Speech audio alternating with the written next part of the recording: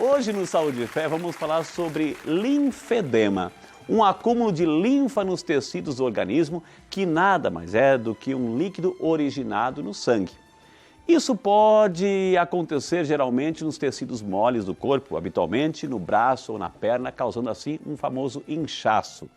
Mas para conversar um pouco com a gente sobre esse tema e esclarecer muitas dúvidas, eu e você vamos receber ela que é cirurgiã vascular, a doutora Juliana Pudina. Doutora Juliana, bom dia! Bom dia! Que saudade, doutora. Bem-vinda. Obrigada por me receber novamente. Que maravilha. A senhora já faz parte do time aqui, né, doutora? Linfedema. Doutora, assim, se a gente vai na palavra edema, é inchaço? Sim. Inchaço edema é no quê? inchaço. Em qualquer local. Em qualquer local que esteja inchado, a gente chama de edema. Edema. Isso. E linfa é quando o edema é causado por alteração do sistema linfático. Aí sim, é uma doença chamada linfedema. Vamos conversar um pouquinho sobre isso? Vamos lá. Gente querida, a doutora Juliana já está aqui, o assunto linfedema. É a nossa chance, a nossa oportunidade de hoje saber um pouquinho mais sobre um dos sistemas. A gente tem vários, 15, 16, 17 sistemas no nosso corpo. Um deles é o sistema linfático. Fala um pouquinho para nós, dá um resumo aí, doutora, uma aula assim de biologia, né, sobre o que é um sistema linfático e para que serve. O sistema linfático ele é um pouco negligenciado, muito pouco conhecido, né? Você fala do sistema circulatório 1000 páginas, sistema linfático 1,5 página. A gente vê aí cartazes de drenagem linfática e massagens e a gente não sabe o que está acontecendo quando a gente faz esse tipo de coisa, vou fazer né? drenagem linfática. Mas o que é isso? O que é isso, né? Bom, o sistema linfático, ele é um sistema circulatório também, mas ao contrário do sistema circulatório do sangue, ele não carrega sangue, ele carrega a linfa, que é um líquido que ele tem na sua maior parte água e algumas proteínas. E essa água vem de onde? Vem do restante que sobra do metabolismo das células. Então, todas as células estão recebendo sangue, recebendo alimentação, oxigênio que está vindo pelo sangue.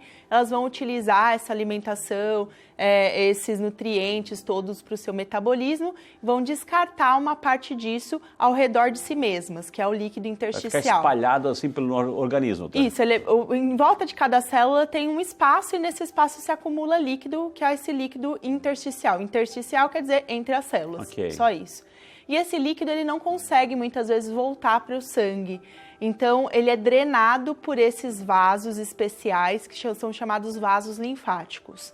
Essa circulação, ela não é um circuito fechado como a sanguínea. No caso da circulação sanguínea, o sangue nunca sai de dentro do vaso, né? Artéria, veia, artéria, vai veia, passando pulmão, e sempre naquele como ciclo, se fosse né? um circuito oval ali, que a pessoa nunca sai daquilo.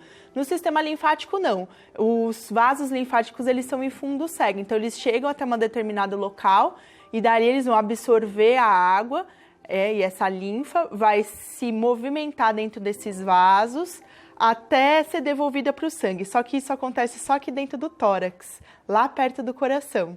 Então, ele vai viajar bastante pelo sistema linfático até chegar no sangue de volta.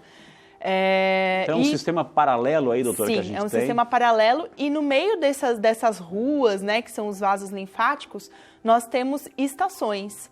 Essas estações são estações que têm células da defesa, que são formadas pelas células brancas do sangue, que estão ali paradinhas esperando esse líquido passar para a filtragem desse líquido, uma eventual bactéria ou toxina. Porque não pode devolver de qualquer jeito para o sangue. Para o sangue, que exatamente. Filtrar, né? Então, ali naquele líquido intersticial cai bactéria, cai toxinas que as células estão eliminando. Então, isso é filtrado através desses gânglios linfáticos, ou linfonodos, ou na linguagem popular, as famosas ínguas. Então, quando a gente está doente, o que acontece? Não dá uma íngua aqui no pescoço quando está com dor de garganta?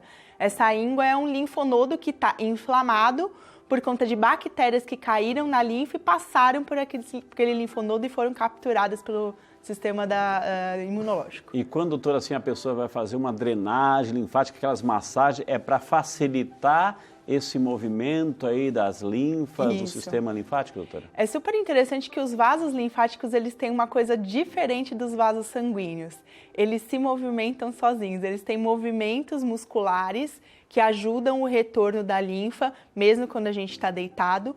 Mas a contração da musculatura, quando a gente está se movimentando, também é um fator que ajuda o sangue a voltar, como se a gente espremesse esses vasos e ajuda a linfa a voltar. E assim como a massagem. Então, fazer um movimento ali na direção em que a linfa retorna para o tórax facilita o retorno dessa linfa. Tá vendo? Tivemos assim uma introdução, uma aula sobre o sistema linfático, tão importante, né? E aí a gente vê os resíduos, o resto de proteína para lá e para cá, e água e toxina. O sistema linfático vai lá, o corpo humano é maravilhoso. Deus pensou em tudo, né? A gente pensou em tudo assim. E aí vai o sistema linfático para purificar, devolver para o sangue, pronto.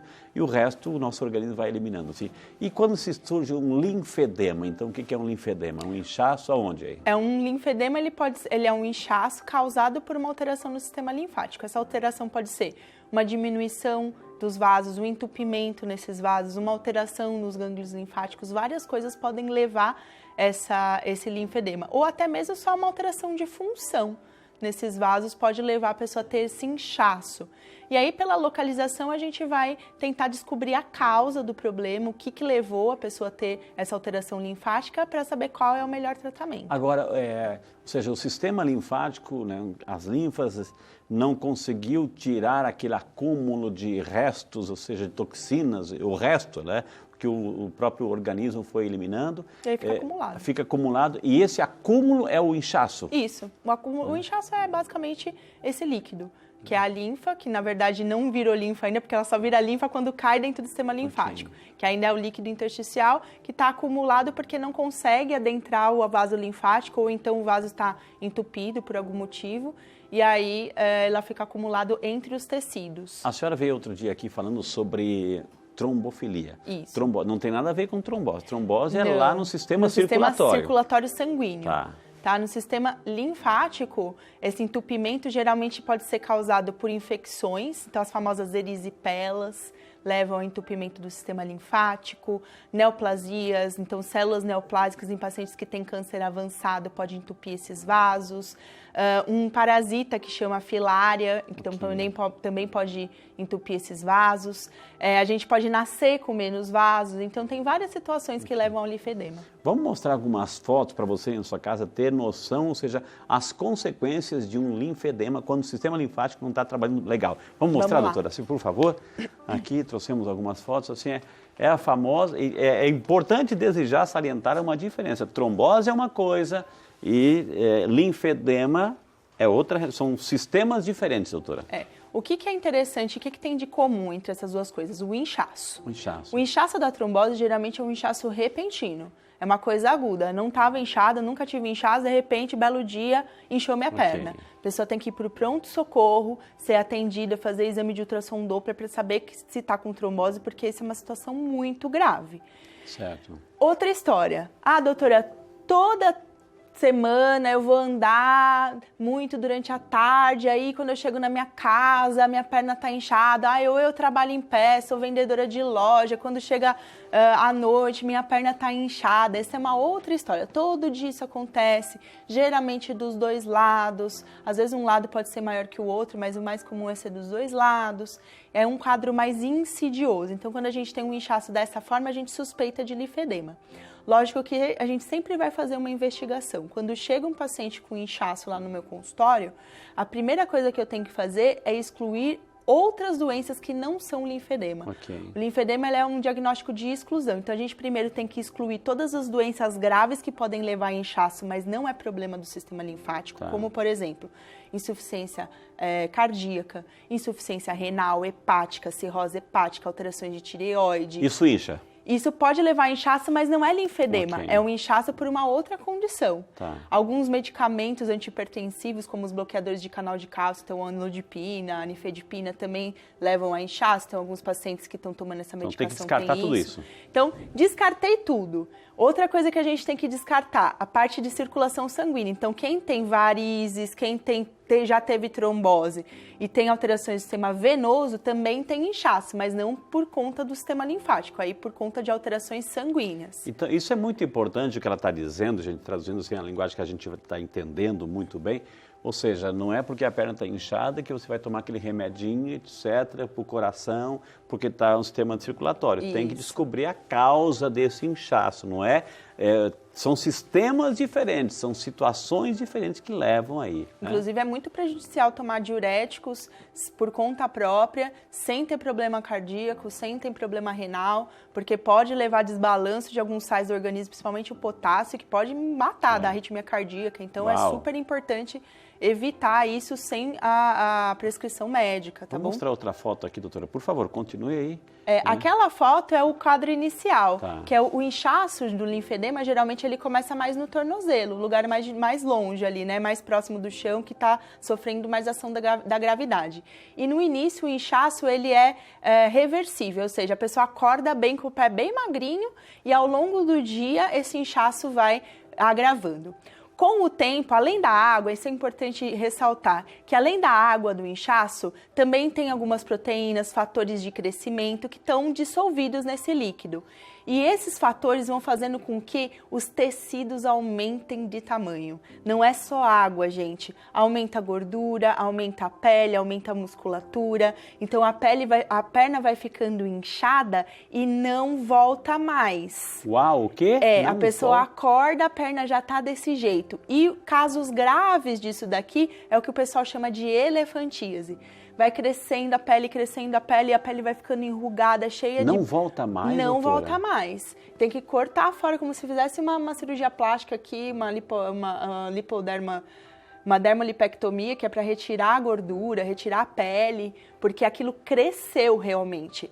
Então, é muito importante a pessoa que tem linfedema controlar o inchaço, fazer o tratamento para que não evolua para uma situação dessa. Aquelas meias, doutora, de compressão ajudam? Sim, ajudam e são essenciais. É a parte principal do tratamento do paciente com inchaço. Tem fator genético hereditário também, Tem, doutora? sim.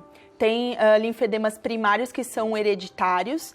Tem uma doença que é a síndrome de Milroy, que é uma criança que já nasce com inchaço. Então, um bebezinho lá, nas primeiras semanas de vida, a gente já vê um inchaço, um membro diferente do outro, e isso é raríssimo. Entendi. E tem uma outra doença que é mais comum, que se chama síndrome de Meiji, que é um linfedema também hereditário, mas é que ele se manifesta só na idade adulta, geralmente. Ele é mais comum, 85% dos casos são mulheres que começam a ter inchaço do nada. E aí a gente faz toda a investigação que eu falei. Olha aqui, outra foto aí, ó.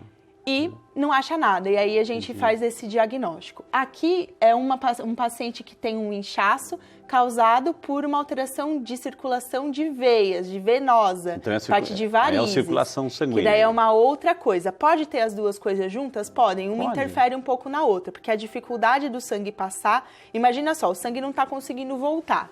Ele vai ficar mais tempo ali na perna do que deveria. Vai sair mais água dele do que deveria, porque ele deveria estar passando rapidinho, ele não está passando. Vai sobrar mais água ali, o sistema linfático vai ficar sobrecarregado. E aí vai ser um ciclo vicioso.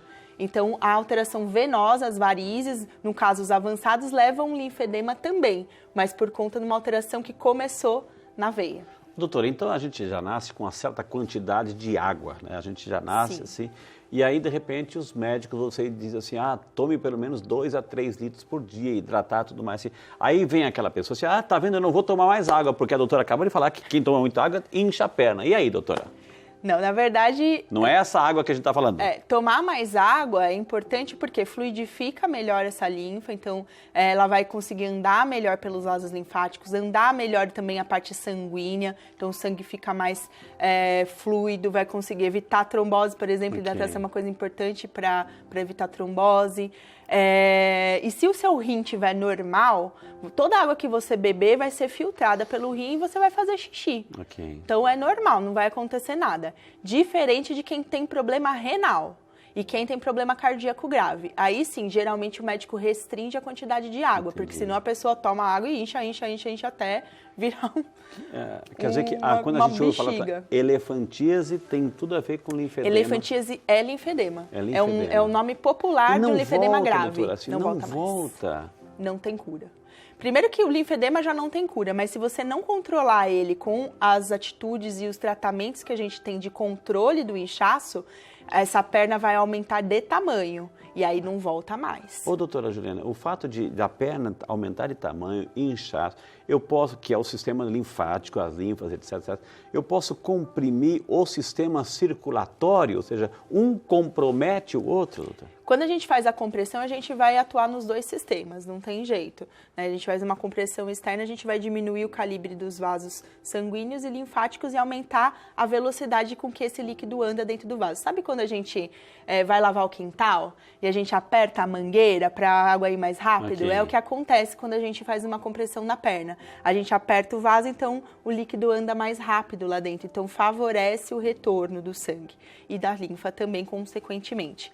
Só que, além disso, é importante fazer essa compressão no paciente com linfedema, porque ele vai fazer uma pressão do interstício, do líquido intersticial, entrar dentro do vaso linfático. Okay. Esse vetor de força que faz com que a linfa saia do líquido intersticial, faz com que esses fatores de crescimento também saiam desse local e não levem ao aumento da gordura da pele, não levem à elefantíase. Entendi. Então, o controle do inchaço é a parte mais importante. Doutora Juliana, entra aqui em nossa salinha. É tão bom a gente visitar, assim, conhecer as obras que o santuário realiza, né, doutora? Com certeza. Né? Se pudéssemos definir, linfedema é... um inchaço causado por uma alteração no sistema linfático, na circulação linfática. Tá, e isso provoca, pode provocar óbito, doutora? Assim, não provoca? Não provoca óbito. Não por esse motivo? Não é uma doença que leva ao óbito. Mas tem doença associada? Raramente também leva à perda do membro, então é uma doença benigna, tá. Porém não tem cura. Mas tem um controle que é necessário ser realizado. Uma pessoa que tem um linfedema, doutor, uma pessoa que tem assim essa elefantíase, essa perna inchada que a gente vê algumas fotos, assim, ela vai ter dificuldade de se locomover porque inchou tudo, as articulações também estão comprometidas, doutora? Sim, vai ter sim. Ela está condenada a meio que ficar de cama, assim, alguma coisa, doutora? De não cama tanto... pode ter, mas o mais comum é ter dificuldade de locomoção pelo inchaço nas articulações, pelo peso, né, porque isso vai aumentando de tamanho de uma forma muito importante, então leva a artrose do joelho, do quadril, um peso grande para a pessoa carregar.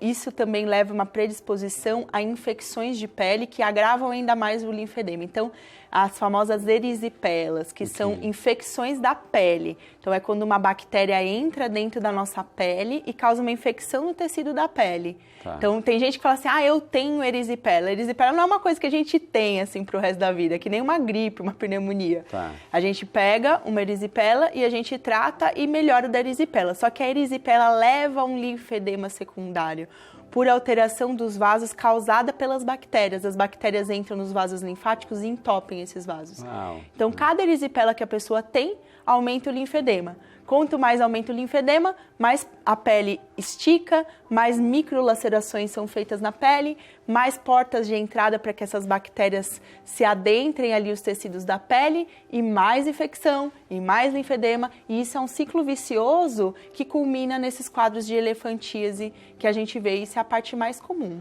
Eu estou me lembrando do programa que a senhora veio aqui falando sobre trombose, trombofilia, assim, o acúmulo, coágulo, etc., a interrupção da passagem do sangue, etc., várias situações que a gente já aprendeu aqui. Existe também no sistema linfático uma, sei lá, trombolinfedema, alguma coisa assim, doutora? Não, porque para haver a trombose, a gente precisa formar aquela rede. Quem não assistiu o programa, procura lá no YouTube que eu expliquei a rede de formação das proteínas. Essas proteínas, elas são grandes, elas não conseguem sair do sangue. Então, ela nunca vai para o líquido intersticial e não cai na linfa. Então, não tem como ter um coágulo dentro da linfa. O coágulo que se forma na linfa, geralmente são bactérias, são células bacterianas ou são células neoplásicas, em gente que tem câncer, que o câncer se espalha. No sistema linfático, pode ter. Sim, inclusive o sistema linfático é uma das principais vias de disseminação do câncer pelo organismo. Então, as metástases, muitas delas acontecem através do sistema linfático. Porque então, ele é livre, né, doutora? Porque ele é livre. Exatamente. E também é fácil aberto, entrar ali. As arestas ali entre as células que formam os vasos são grandes, então as células conseguem entrar lá dentro com facilidade. E aí essas células podem se aglutinar e entupir os vasos linfáticos. tá bom? Vamos, assim, doutora, responder as perguntas que estão chegando. A gente agradece aqui cada pergunta. O Carlos Almeida, de Peruíbe, São Paulo. Bom dia, seu Carlos, que Deus abençoe. Obrigado por estar conosco.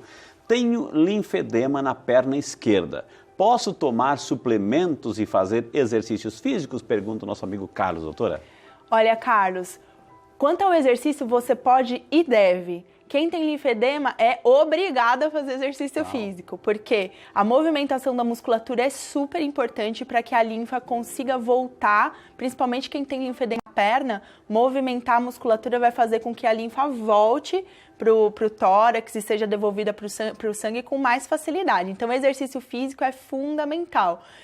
Não só exercício de força, de musculação, que é importante e tem evidência científica que ajuda, quanto exercício aeróbico. Agora, suplemento depende do seu nutricionista. Não vai afetar geralmente o linfedema, a não ser que ele tenha muito sódio, muito sal. Mas vale a pena você consultar um nutricionista para saber qual tipo de suplemento que você tem que tomar para a atividade que você está fazendo. E cuidar também da hipertensão, sal, né? A Amanda Nunes, de Americana, São Paulo. Bom dia, Amanda. Que bom que você está conosco, representando a sua querida cidade aqui conosco.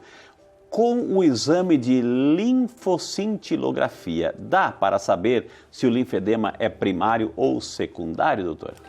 Não dá para saber, Amanda, se é primário ou secundário. O exame de linfocintilografia, ele vai detectar se você tem uma alteração de número, de quantidade de vasos linfáticos ou de velocidade com que a linfa anda desses vasos linfáticos. Esse exame ele é feito assim, a gente faz uma injeção de um material que é radioativo, então ele solta partículas, a gente consegue enxergar ele lá no dedão do pé, entre os dedos do pé. E aí a gente tem um aparelho que vai captando essa radiação conforme a linfa vai subindo. Então a gente vê um desenho mesmo da linfa subindo até chegar lá no tórax, onde ela vai ser devolvida para o sangue. E a gente conta o tempo que isso acontece. Dependendo desse tempo, se essa linfa demorar muito para voltar ou às vezes nem voltar, ficar lá parada na perna, a gente faz o diagnóstico de linfedema. Okay. Para saber se é primário ou secundário, a gente tem que fazer uma investigação. Secundário é tudo aquilo que é causado por alguma outra coisa. Por exemplo, uma erisipela que causou linfedema, uma neoplasia que causou um linfedema, uma filariose que causou linfedema.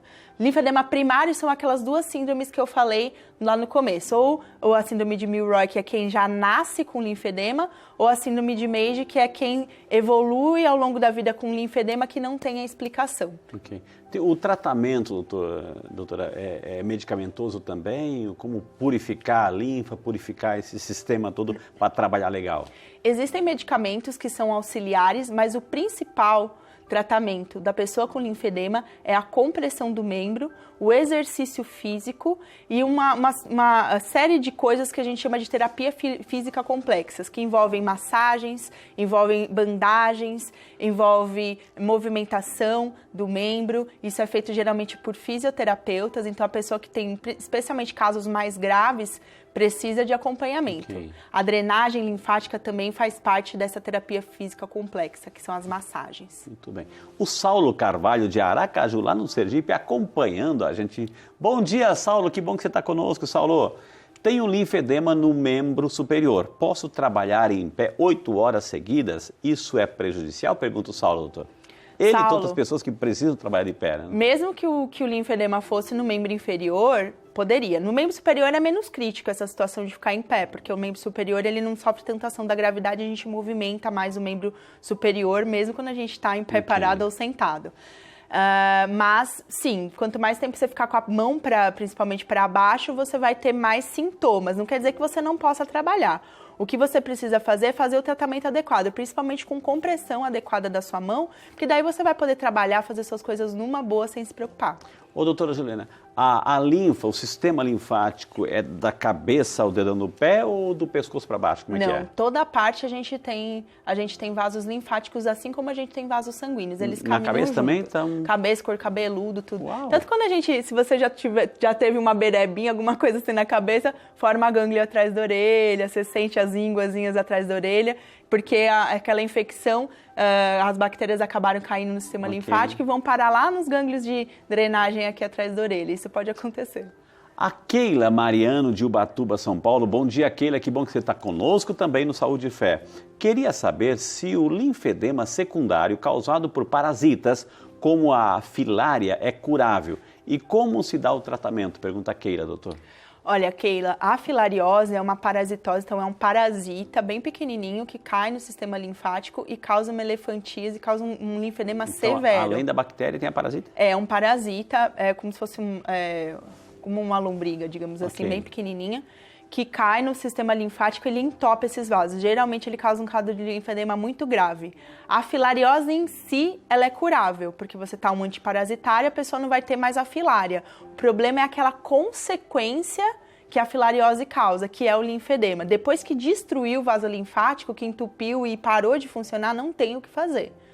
Então, o importante é que a pessoa seja tratada precocemente da filariose para que não atinja todos os vasos linfáticos e ela não evolua com um quadro muito grave. A Maria Luzia de Gonçalves, Minas Gerais. Bom dia, Maria Luzia, que Deus abençoe. Que bom que você está conosco também, viu? Que horas devo usar as meias para linfedema, para tratar aí, doutora? Olha, Maria Luzia, todas as horas, exceto aquelas que você estiver com a perna para cima. Basicamente é isso. Então, todo momento que você estiver com a perna para baixo... Acordou, tomou banho e já usou. Tem uma lenda, Frei, até vou aproveitar a oportunidade para desfazer essa lenda. Tem uma lenda de que a pessoa não pode pôr o pé para baixo de jeito nenhum antes de pôr a meia elástica. Enfim, muita gente dá esse tipo de orientação. Olha só, gente, casos gravíssimos, elefantíase gravíssima, problemas de varizes gravíssimos, esses a gente realmente dá esse tipo de orientação. 99% dos casos dá para acordar, tomar seu banho e colocar meia.